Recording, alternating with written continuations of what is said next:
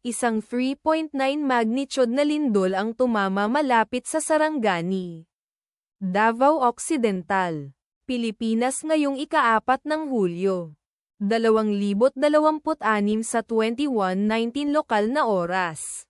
O noong ika-4 ng Hulyo, 2026 sa 12:47 Coordinated Universal Time.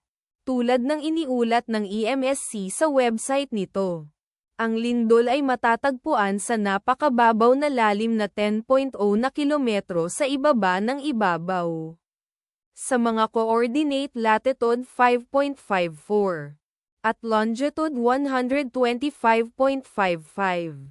Ang eksaktong magnitude, epicenter at lalim ng lindol ay maaaring baguhin sa loob ng susunod na ilang oras o minuto habang sinusuri ng mga seismologist ang data, at pinipino ang kanilang mga kalkulasyon, o habang inilalabas ng ibang mga ahensya ang kanilang ulat.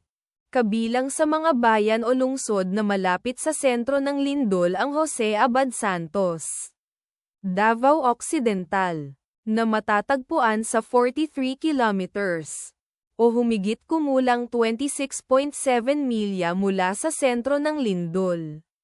Sarangani, Davao Occidental, na nasa 48 kilometers, o humigit kumulang 29.8 milya ang layo. General Santos, na nasa 76 kilometers, o humigit kumulang 47.2 milya ang layo. Ang inirerekomendang pagkilos ay maging mapagbantay para sa mga posibleng aftershocks na maaaring mangyari. Ang taya ng panahon para sa lugar na malapit sa sentro ng lindol ngayon ay inaasahang bahagyang maulap sa buong araw na may posibleng mga bagyo. Ang bilis ng hangin na hanggang 11 miles per hour mula sa kanluran timog kanluran. Ipagdasal natin na ang lindol na ito ay hindi magkaroon ng malaking epekto sa ating mga kapatid doon. At wala ng lindol. Amen.